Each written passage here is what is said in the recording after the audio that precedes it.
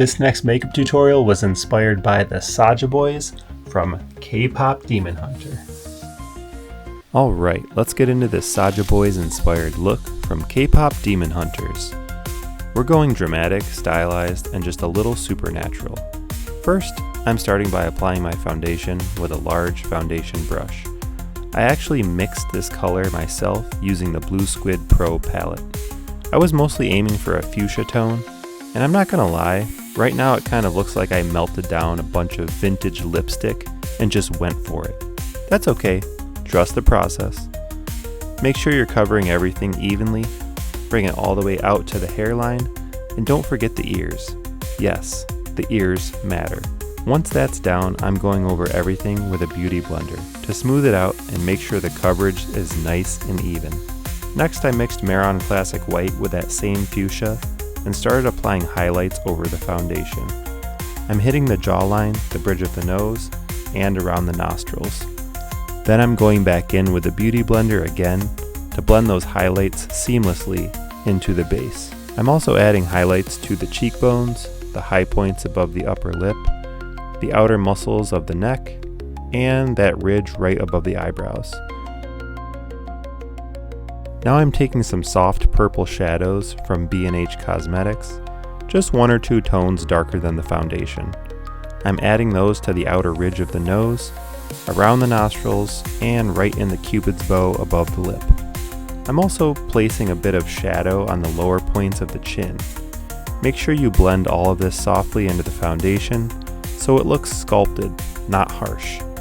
Next, I'm adding a slightly darker purple shadow along the lower eyelids. This starts pushing the look into the dramatic beauty territory. And honestly, that's exactly where we want to be. To punch up the highlights, I'm going back in with white eyeshadow from the same B&H palette and brushing it along the high points of the jawline. I'm not trying to look like a 30-something-year-old white dude. You feel me? Now I'm adding the same purple shadow into the eye creases as well to tie everything together. For liner, I'm using a black eyebrow pencil from Mehron and drawing one clean, defined line along both the upper and lower lashes. I did take a black shadow and sweep out a point from the lash line, but honestly, I'm not sure I'd include that step again. Totally optional. Now for the fun part. Using purple, start adding those stylized lightning bolt patterns across the face. A small pointed or angled brush really helps here. You can broaden the lines and then taper them to sharp points. Most of these are going to originate from the left side of the face, around the ear, chin, and jawline. For the lips, I'm filling them in with a neutral tone. I used a coral shade from a Ben Nye Cream palette. Next, with a super thin liner brush and Mehron Classic Black, I'm covering the brows using thin sweeping strokes. Follow your natural brow shape, but extend the borders to match that sharp, demon-inspired aesthetic.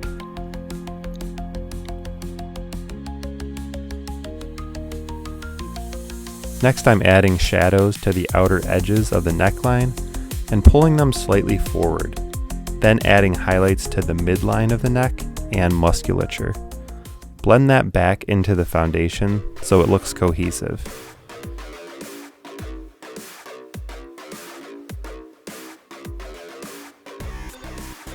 Continue building out the rest of the stylized lines on the other side of the face.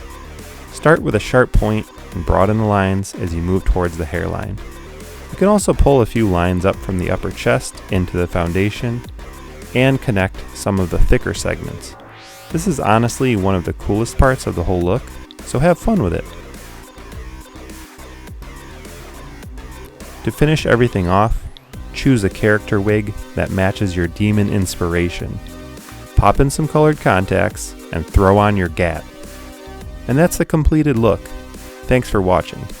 Don't forget to check out my other tutorials and leave a comment if there's a specific look you want to see next.